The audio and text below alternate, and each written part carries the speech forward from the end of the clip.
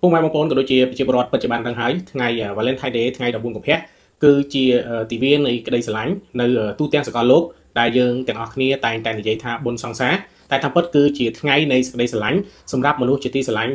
ទាំងអស់គ្នានៅទូទាំងសកលលោករបស់យើងតែម្ដងដើម្បីជាការរំលឹកក៏ដូចជា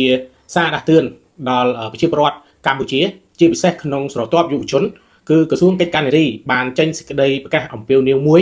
ដល់ប្រជាពលរដ្ឋក៏ដូចជាបងប្អូនដែលក្មេងៗក៏ដូចជាស្ថិតនៅក្នុង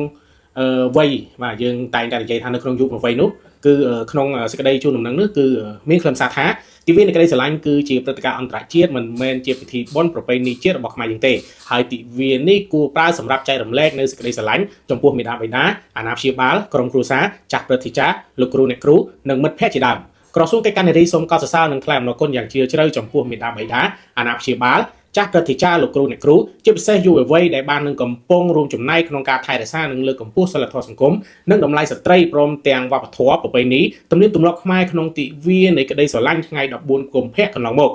ក្នុងឱកាសនោះក្រសួងកិច្ចការនារីសូមអំពាវនាវដល់មេដាបេដាអាណាព្យាបាលចាស់ព្រឹទ្ធាចារ្យលោកគ្រូអ្នកគ្រូយុវវ័យអាជ្ញាធរមានសមត្ថកិច្ចនិងអ្នកពាក់ព័ន្ធគ្រប់លំដាប់ថ្នាក់សូមបន្តផ្សព្វផ្សាយអប់រំបញ្ចូលណែនាំនិងក្រើនរំលឹកដល់បងប្អូនកូនចៅមិត្តភ័ក្តិគួរពិចារណានៅអ្វីដែលគួរធ្វើឬមិនគួរធ្វើសម្រាប់ខ្លួនឯងនិងក្រុមគ្រួសារក្នុងការថែរក្សានៅវប្បធម៌ប្រពៃណីទំនៀមទម្លាប់ឲ្យបានខ្ជាប់ខ្ជួនដើម្បីបញ្ជាក់ពីកតញ្ញូតាធម៌ស័ក្តិសមជាកុលបុត្រកុលធីតាខ្មែរជាអ្នកបន្តវេននិងពង្រីកភាពជាប្រជាពលរដ្ឋក្នុងសង្គមដែលមានអរិយធម៌ប្រកបដោយសីលធម៌សមធម៌និងបរិយាបន្នក្រសួងកិច្ចការនារីមានជំនឿជឿជាក់យ៉ាងមុតមមថាយើងទាំងអស់គ្នានឹងចូលរួមផ្សព្វផ្សាយសម្ដៅឈានទៅលុបបំបាត់សកម្មភាពជាអវិជ្ជមាននានាក្នុងសង្គមដើម្បីថែរក្សាកិត្តិយសសេចក្តីថ្លៃថ្នូរវប្បធម៌ប្រពៃណីនិងទំនៀមទម្លាប់ដ៏ល្អផូរផង់របស់ខ្មែរយើងឲ្យបានគង់វង្សស្ថិតស្ថេរជានិរន្តរ៍សេចក្តីស្រឡាញ់កើតមានចំពោះមនុស្សគ្រប់គ្នាតាមរយៈការគោរពនិងឲ្យតម្លៃគ្នាទៅវិញទៅមកការថែរក្សាការពារនិងលើកកម្ពស់សីលធម៌សង្គមតម្លៃស្ត្រីនិងគ្រួសារខ្មែរជាកាតព្វកិច្ចរបស់យើងទាំងអស់គ្នាហើយយើងឃើញហើយថានៅ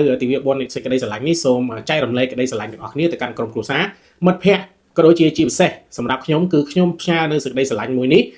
គោរពនៅការដឹងគុណចំពោះការលះបង់របស់វីរៈកងទ័ពដែលបានខិតខំក្នុងការការពារជាតិមាតុភូមិក្នុងការប្រយុទ្ធ